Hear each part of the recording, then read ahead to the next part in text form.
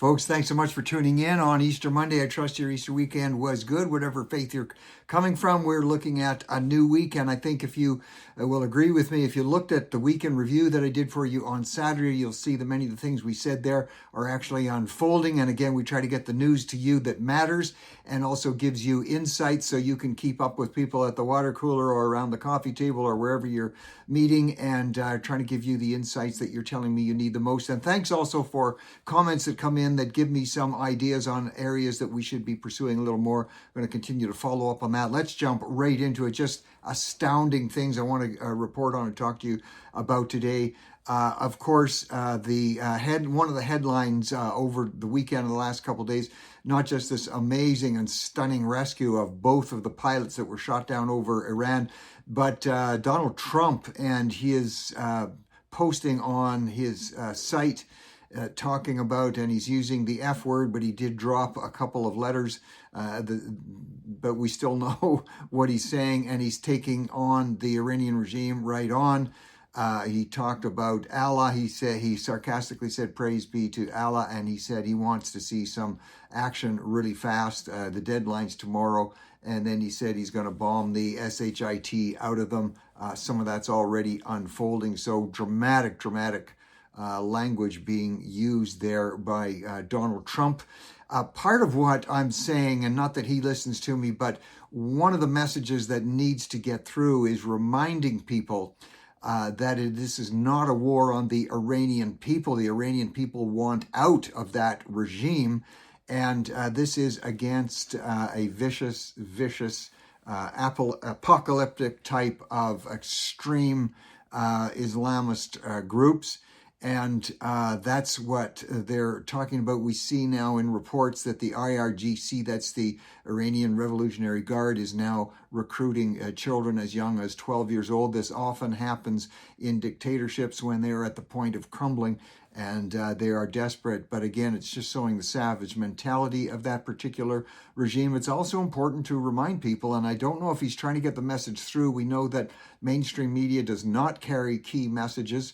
But to remind people that this is an apocalyptic regime that sees as, they wear it as a point of honor that they could all blow up the world in nuclear conflagration. That's part of what they think and believe. And remember, the IRGC itself, in terms of people saying, well, shouldn't there be more uprising on the streets of Iran? There has been some over the weekend, some pretty dramatic. We're following those to try and get you the information. But the IRGC themselves, that's about 200,000 trained, dedicated, really radicalized individuals, men who are vicious proponents of their regime and stop at nothing when it comes to torture, when it comes to how they treat women. And so 200,000 of those situated in the major cities, that's a major problem for uprisings. We know that the estimates just in this last several months, close to 40 to 50,000 people actually have been killed. And then the IRGC itself has a branch operation. They call it their volunteers. It's the Bazji group. And there's about 100,000 equally fanatic, but on the volunteer side, that are called into action to perform pretty gross things. And then there's the Quds, Quds. They're about 15,000. They're like, so you can compare those to Hitler's SS or Gestapo. They're the elite, and I call them people crushers, people killers. The only way that that's going to end is if they are starved out, and this is part of the philosophy, part of the strategy here of Trump on the economic side is they're really cutting off the economic flow into Iran, and not just from Iranian oil, but China contributes, Russia contributes, North Korea contributes. They're getting at the place now where it's really starting to hit the streets in terms of people not being able to afford things. Once your army is not being paid anymore, you start to find out how loyal they are. It starts to break down in a hurry. That is close to happening. The only thing that keeps the Iranian regime going now, or one of the main things, quite frankly, is international media, culturally Marxist media, continuing to insinuate how nasty the U.S. is, and really encouraging the mullahs to just hang on. So we'll see what happens there. Well, in terms of chiefs in the operation, their intelligence chief, Brigadier General Majid Kademi, He was blown into eternity over the weekend, so he joins Hitler and the others in hell. And the head of their special ops, actually, this was, I just mentioned the Quds, the head of their special ops, Asghar Bagheri, also terminated. It's amazing the intelligence capabilities that the Israelis have in terms of being able to find and take out all of these various leaders. Also important to remind people, what we're talking about here is, broadly speaking, a shoot off or offshoot, or some people would say it's even mainstream, of extreme Islam, in which their goal is to establish the entire world is a possible caliphate. That means a kingdom, an Islamic kingdom.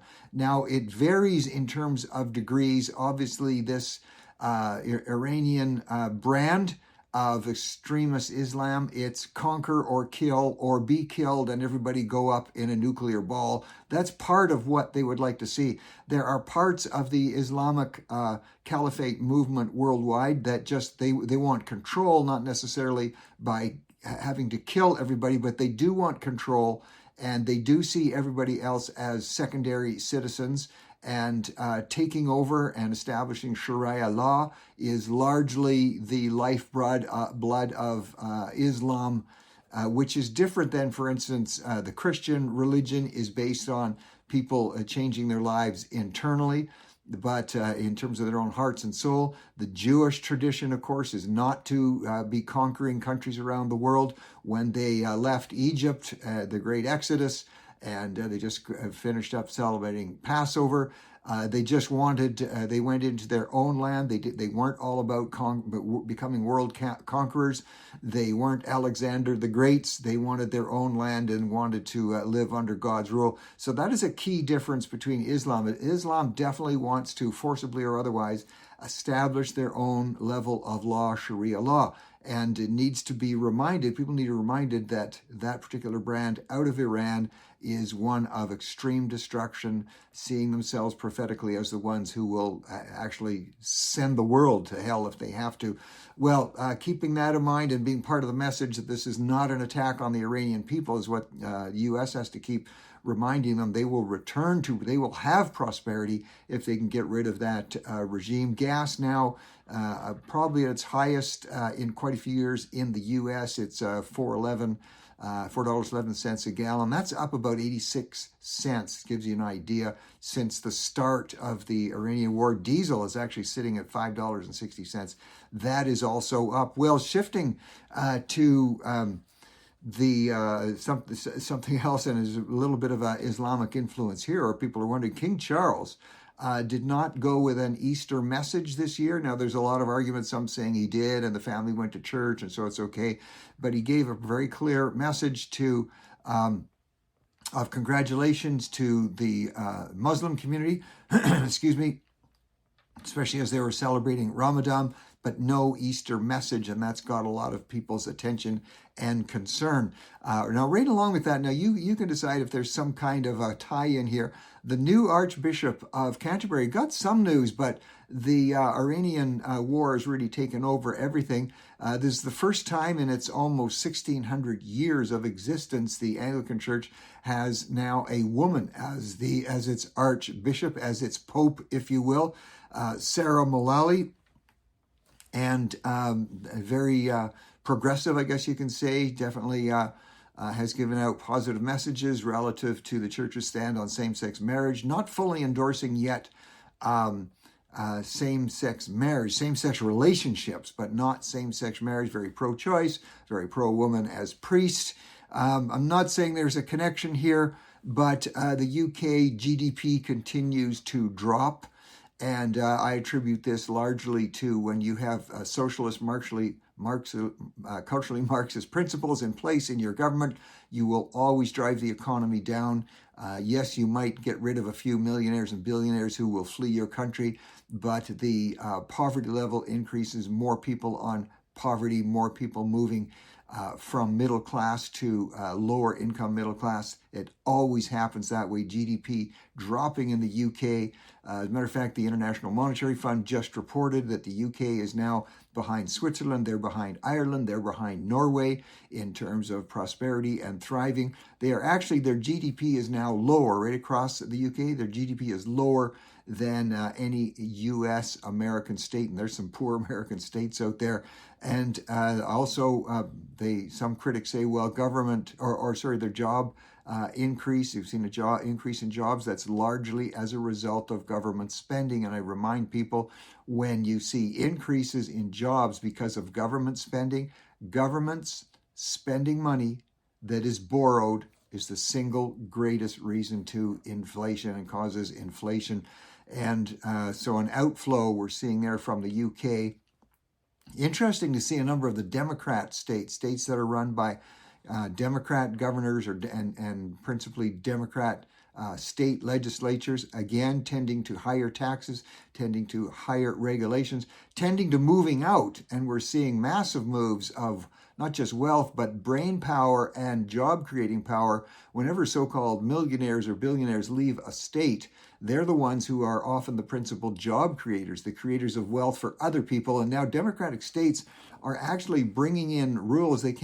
People have free mobility in countries like Canada and the United States, but what many of these Democratic states are, they're bringing in new taxes that if you leave, you get hit with very high exit taxes. So they're trying to keep high-producing people in the state, punishing them with high taxes. If they leave, they smack them with even higher exit taxes. So holding you prisoner while they tax you more, not a fun way to go. I think my prediction is, watch for this. This will accelerate people moving out of Democratic or liberal-run states before they bring in these new laws. So watch for an acceleration of that to continue. Also noting that people are leaving, when they leave these states and when they're leaving Canada, and a recent report just as recently as today over at the National Post showing that, in fact, the myth that the federal Liberals have been saying that there's all kinds of Americans moving into Canada, no, it's not a fact. We see a greater move out of Canada by Canadians, and not just to the U.S., a number of countries being pointed out, Portugal being one of them, some of the EU countries showing, and again, these are ones that tend to have lower taxes, less regulation. They tend to be more thriving. In the last year, there's a 16% increase of seniors moving to the U.S. Sorry, I'm going to correct that. An 80% increase year to year of seniors leaving Canada, going to the U.S. And over the last decade, okay, not just the last year, that's the last decade, 80% increase of seniors leaving Canada. Florida continues to be the top state right now for people moving in. But these other countries, interesting, Ireland, Thailand, Bali, are all getting a net increase of people from the U.S. and from Canada.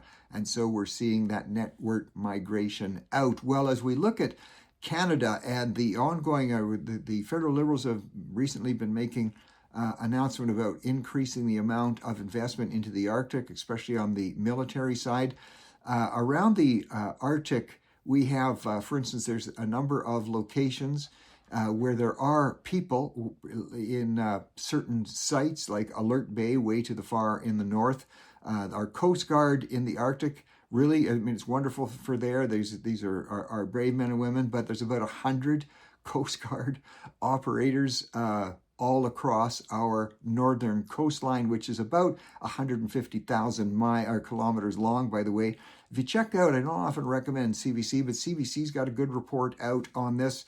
And 47 radar stations, most of them are not manned. Compare that with Russia and their northern investment and Arctic investment on their own coastline. It's now being said that Russia's primary firepower is, in fact, and this is nuclear power, collected in their Arctic states. So other countries aggressively, the U.S., of course, in Alaska with very aggressive development, Air Force bases and Army bases in the U.S.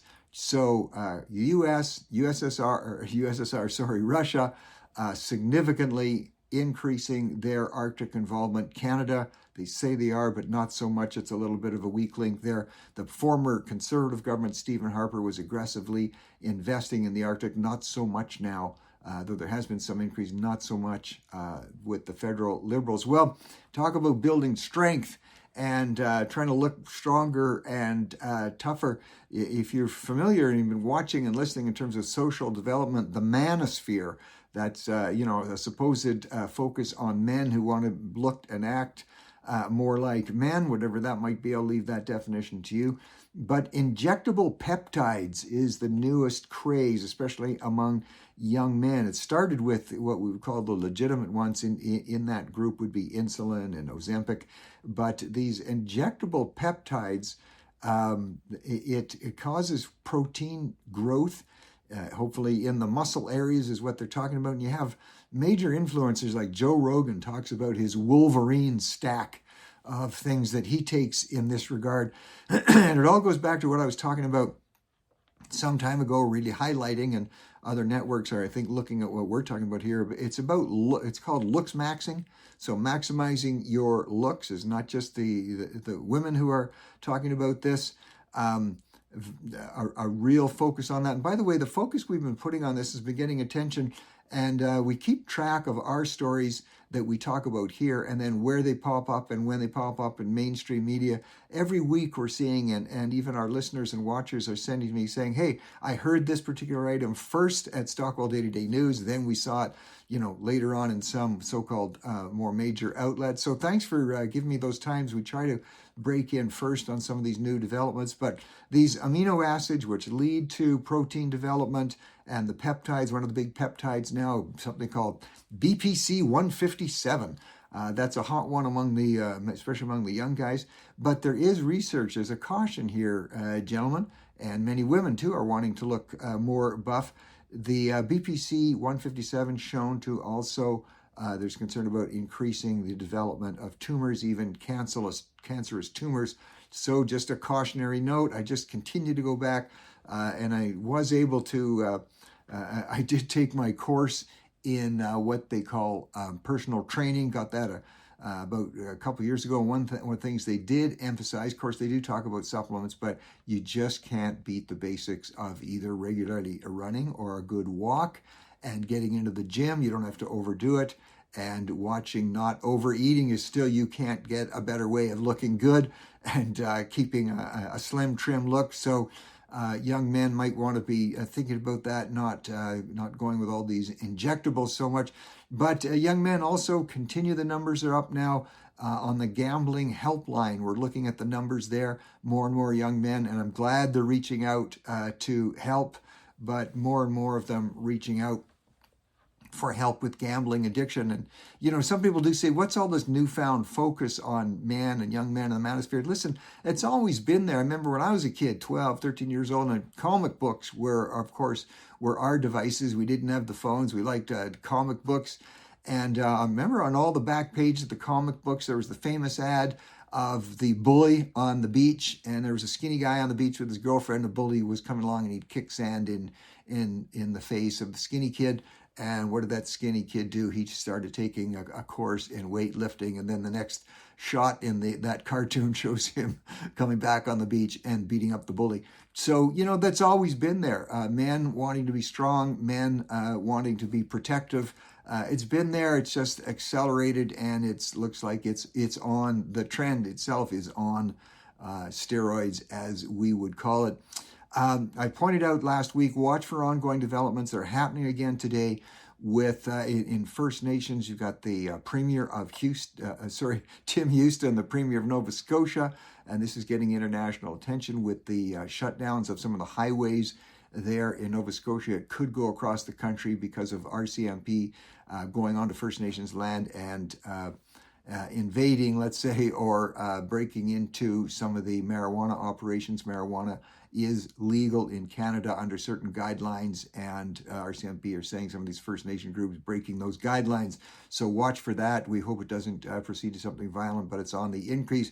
Well, of course, Canada's one of Canada's favorite passions, curling, believe it or not, starting to get more worldwide attention because Canada did win the gold in curling at the Olympics, but not without controversy, being accused of cheating. And the Swedish curler, Oscar Eriksson, has just put up another video in which he shows the Canadian curler cheating again by pushing what's called the rock and touching it as it was going over the foul line. Those are technicalities there that even I failed to grasp, but it makes for great headlines for curling. So Mark Kennedy, who's head of the Canadian team, refusing to answer media calls when we have Oscar Eriksson, the Swedish curler, saying sometimes evil wins. Canada not often being accused of evil in sports and cheating in sports, but there it is. And the Masters, of course, starting up this week, the first major tournament for the PGA, huge thing in Augusta, and always gets lots of attention, lots of celebrities, and really tying in, unfortunately for Tiger Woods, with his recent, let's just say, his difficulties seems to be with drugs, alcohol, and vehicles that turn over when you're driving them. And still a lot of support out there for Tiger Woods. The clip of him in the process of his arrest saying he was on a call to the president, probably because of his involvement with the former wife of one of the president's son.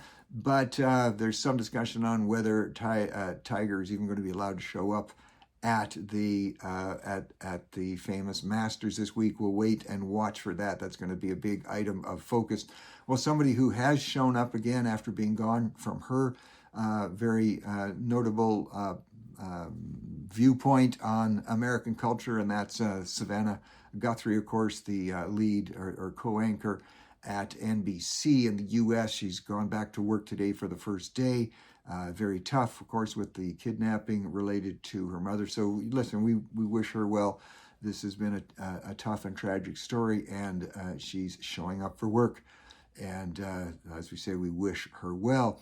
Well, a great column over at the National Post, Mark Milke, in terms of how the whole DEI move, the move to advancing people not based on merit, based on race, is actually contributes to anger and sometimes even hatred between races. So you might want to take a look at that column, the DEI, the whole diversity and equity and inclusiveness, so-called, really leading to more problems. And I still say, because it's now noted that even in the area called the STEM areas, the sciences, technologies, engineering, medicine, most people, I would say over 90% of people, do not want to see people advancing based on the color of their skin, but on did they learn the stuff. I want to know that the pilot flying that plane I'm in got his or her pilot license based on merit and test achievement. If I'm going in for brain surgery, some people say I need it. I want to know that brain surgeon, as I'm going under the knife, I'm going to be asking, did you pass your exams on merit or because of the color of your skin? So we're going to see if there continues to be development or pushback against this whole DEI approach, which is not based on merit. Well, we worry a lot of talk every day, as we know, about AI and which images are AI created and which are not. A number of stories out today about some key brands, for instance, clothing brands like American Eagle, taking great pains when they're showing their models, modeling their clothes, saying these models are real humans. They are not AI generated. That's becoming a factor now in brand recognition. Pamela Anderson, now she probably have a story or two from years back about enhancement, but at least that wasn't done on video. It was done for real. But she's really promoting that. And you're going to see more and more brands saying these images, this commercial, whatever it might be, was not AI generated. Well, Chick-fil-A has been getting some attention. Most of it's positive. And whether you realize that on a number of the locations around the world, they've been saying, if you come in there with your family and friends, and if you are willing to leave your iPhone or your device in a special protected area at Chick-fil-A, they call it a chicken coop, little special box, you put that in, and go and enjoy your meal at one of their tables without looking every 5 seconds at your iPhone while you're eating, they'll give you free ice cream for dessert. This is really catching on. A number of families are talking about that, going in and, excuse me, putting their iPhones away. getting some pretty funny stuff that's talking. One family talked about some seniors came up to them as they were sitting there all talking as a family and say, we just want to say this is the first time we've seen a family talking together without everybody looking at their iPhones, and groups of teens experience the same thing. So Chick-fil-A may have something that's catching on there. We will see. Well, Artemis, that famous moonshot that's been going on, as you know, they're going up, they're going to circle the moon. They're getting ready for eventually establishing on the moon a base there to try and have that done even over the next couple of years to try and beat China to the punch.